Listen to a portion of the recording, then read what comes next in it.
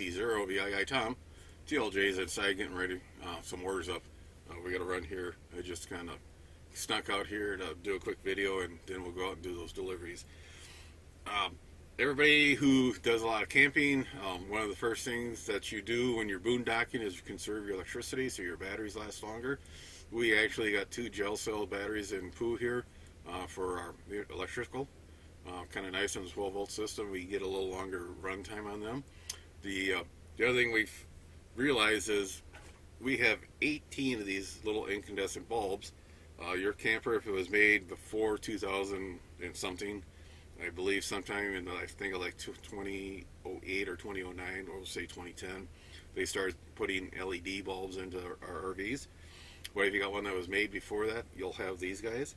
Like I said, we have 18 of these. And I was curious one day, and I wish I'd have kept a video or made a video of this. This was before YouTube. I hooked up the current meter I have. It's a clamp-on current meter. They'll do AC and DC. Turned on all 18 bulbs, and I was kind of shocked because the current meter is reading 21.8, 21.7 amps. Quite a big draw for lights. And not going to last the batteries much if you run them out all the time. It's going to run it down pretty quick.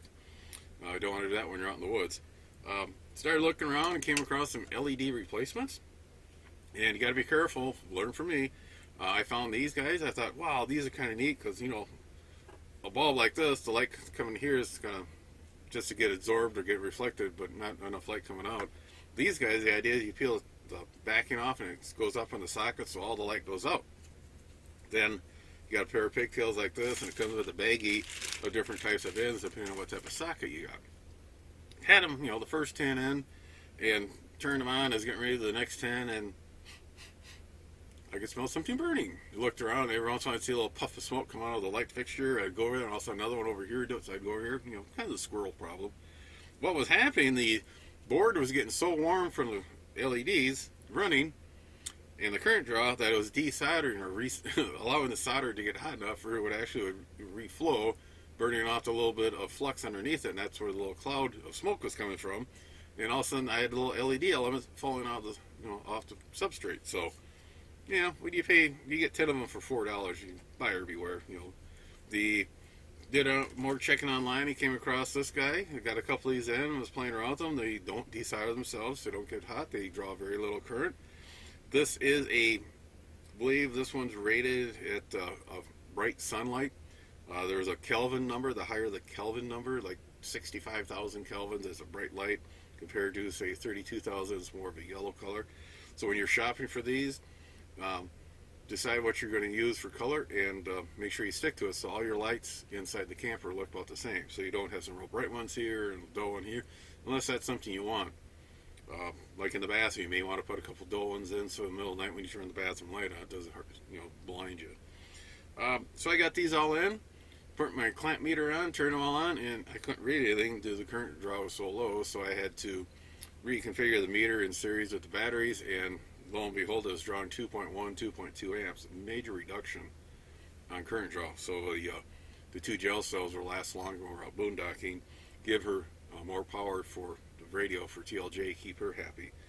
Again, you look around for these, I think I was paying $4 or $5 a bulb, which is reasonable. I gave one to my dad. His camper has all incandescent bulbs in it, and he went to a, you know, one of the nationwide RV dealership repair centers, handed it to the guy and says, I think he has 15, he said. Needed 15 of these. Guy came back with a handful of 15 in a nice little bag, and with the receipt, and Dad almost fell over backwards because it was quite expensive due to the fact the guy was going to charge him $29.99 for each one of these. So, again, when you're out shopping, like anything else, shop, you know, check different prices at different companies and see what you come up with. Very easy to install. I'll show you. Okay, to change these out, you just remove your cover, and these bulbs, you just push it a little bit, give us a quarter turn. They come right out. Take your replacement bulb, kind of line up the bayonets, the side little pegs, push it in, get a little turn, and there you go. And make sure you put the cover back on. And I actually probably spent more time just setting up the order, getting them in line, order them online, and when they came in, and it was actually installed 18 of these. That light is actually more light in the camper now when you run these because it's a brighter light than the incandescent ones. And maintenance-wise, these will fail, but it's going to last longer than an incandescent bulb. I got a couple of light fixtures around here that the bulb got too close to the plastic cover and melted a small hole in the cover. And these don't get that warm. They still generate a little bit of heat. Thing to watch out for on some of these, we'll have a small circuit board that converts the DC voltage to an AC. That will put out some RF noise. Something you got a ham radio operator you want to keep an eye on so that noise doesn't interfere with your HF operation. If you're not a ham, don't worry about what we just said. For you guys, they'll be okay.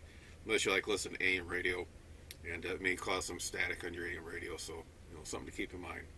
Another thing you can do on LEDs is on your markers, E-trailer where I went to, you pull off, this is just the lens cover over the markers, and they sell a lens like this, but there's a circuit board and the LEDs are on with a little pigtail with the lamp socket. You just take your bulb out, plug this in, snap this on, and there you go. Now you converted your outside markers to LED.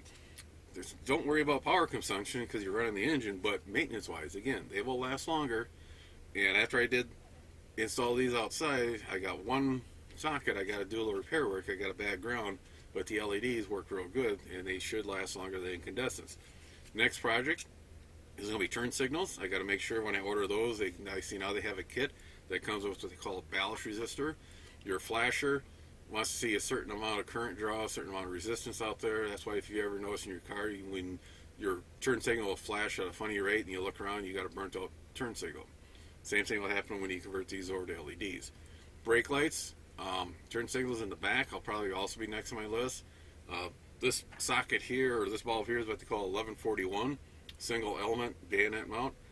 Most of your turn signals and brake lights on cars of this vintage are 1157 bulbs. There's actually two filaments in here, one for your brake light, one for your turn signal or brake light and marker.